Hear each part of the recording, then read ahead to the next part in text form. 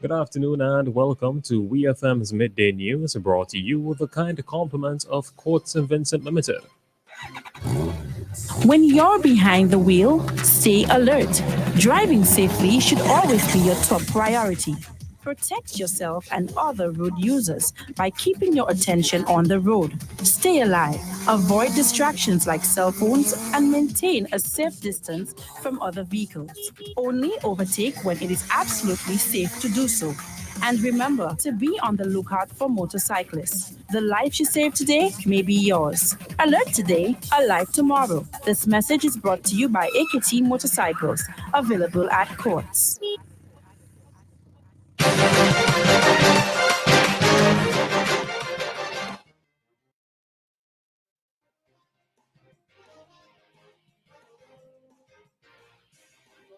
Welcome back to WEFM's Midday News, brought to you with the kind compliments of Courts St. Vincent Limited.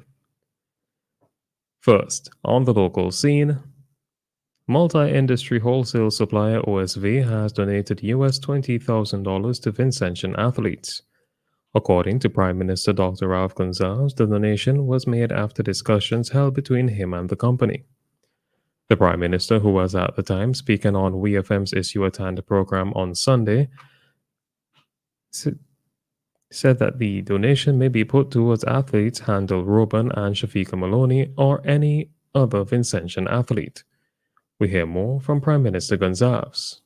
So I raised with them contribution for athletes, including Shafika and Handel, Shafika Maloney and Handel Robin. And they said they will give it consideration. I told them that Korea's, they were doing something, and so too ECGC. And I got the letter on Friday that they have approved 20,000 US dollars for those two athletes or other athletes as we advise. And they would need to know the accounts so that numbers so that they can be sent to these particular individuals.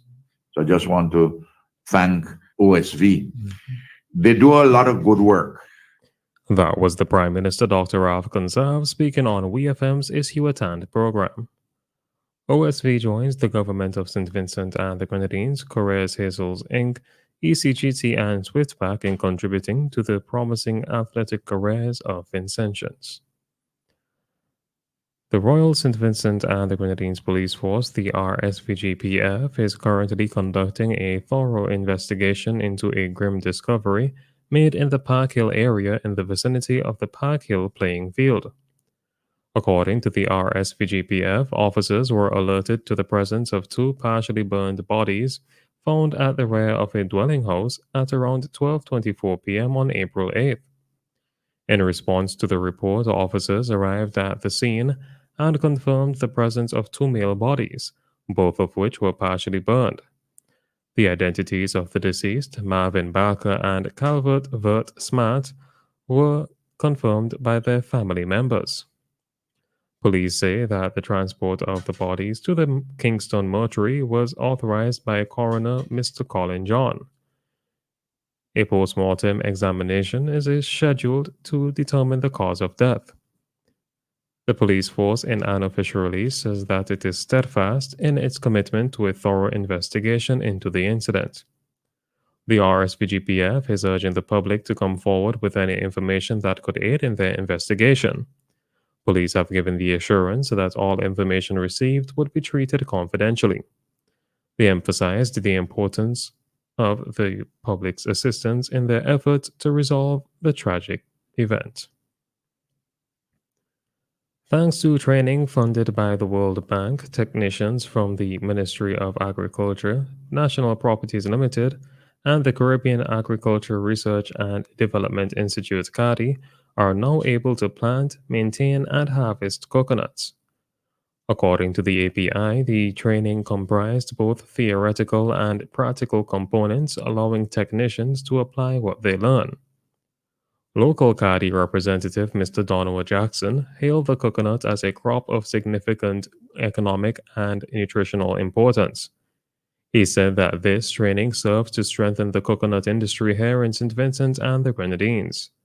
Mr. Jackson said that the local farmers interested in planting coconuts will see the benefit of this training as the participants are now better equipped to provide assistance to them.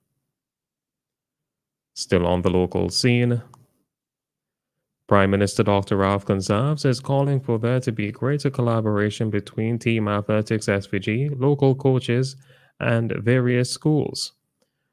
The Prime Minister made this call while discussing sports related issues on the Issue at Hand program aired on Sundays on WEFM. He noted that the nation's athletes are the ones that suffer the most as a result of these parties failing to collaborate efficiently. We hear more from the Prime Minister.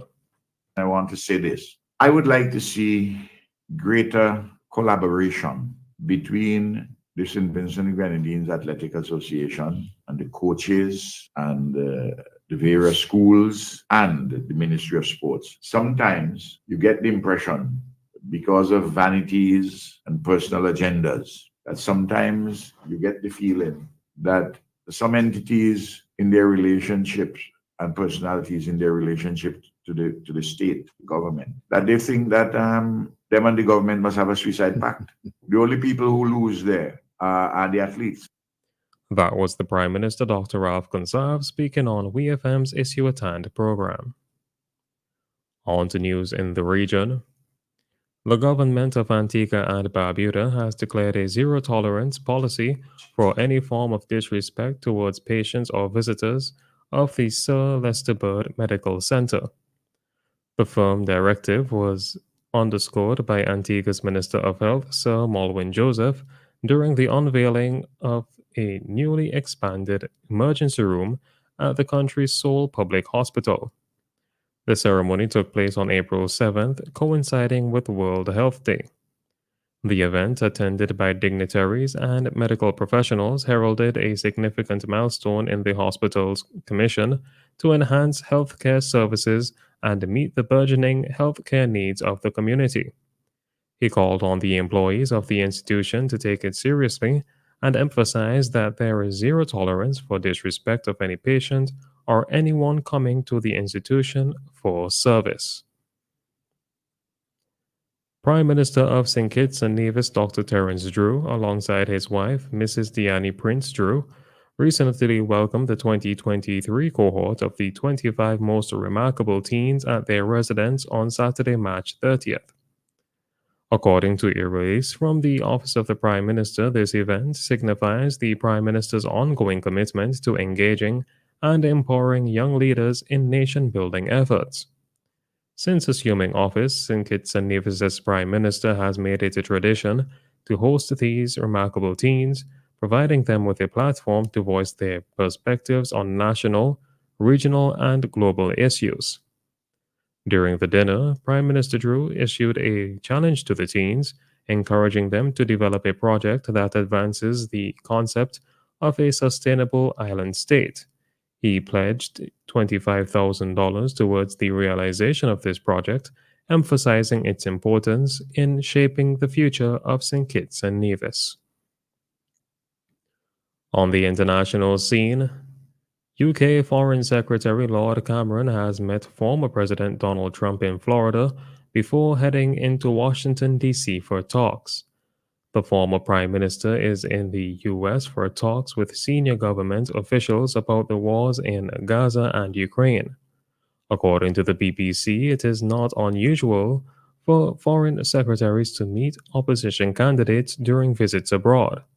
Lord Cameron has previously criticized Mr. Trump, who will likely stand for the Republican Party in the U.S. election.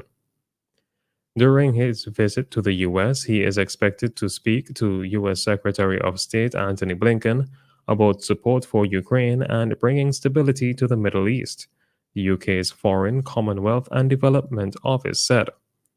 Republican lawmakers have been blocking a proposed $60 billion military aid package for Ukraine for months.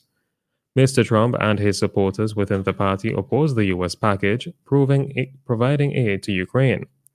Those in the House of Representatives have vowed to vote against the package without additional funding for U.S. border security being agreed to first. Finally, in sports, Al Nassr forward Cristiano Ronaldo was sent off for elbowing an opponent during his side's Saudi Super Cup semi-final defeat by Al Hilal. 39-year-old Ronaldo was shown a straight red card on 86 minutes after appearing to swing his elbow twice into the chest of Ali Al Bulayi, who fell to the floor. The Portugal international then appeared to raise his fist towards the referee before leaving the field. It is Ronaldo's first red card since his move to Al Nassr in December 2022. Al Nassr were trailing 2-0 at this stage after goals from Salem Dawsari and Malcolm, with former Liverpool forward Sadio Mane pulling one back in stoppage time. Three-time winners Al Hilal will play Al Ittihad in the final on Thursday.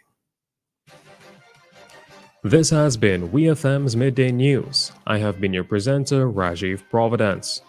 Join us again at 3 o'clock for WEFM's 3 p.m. news. WEFM's Midday News is brought to you with the kind compliments of Court St. Vincent Limited. When you're behind the wheel, stay alert. Driving safely should always be your top priority.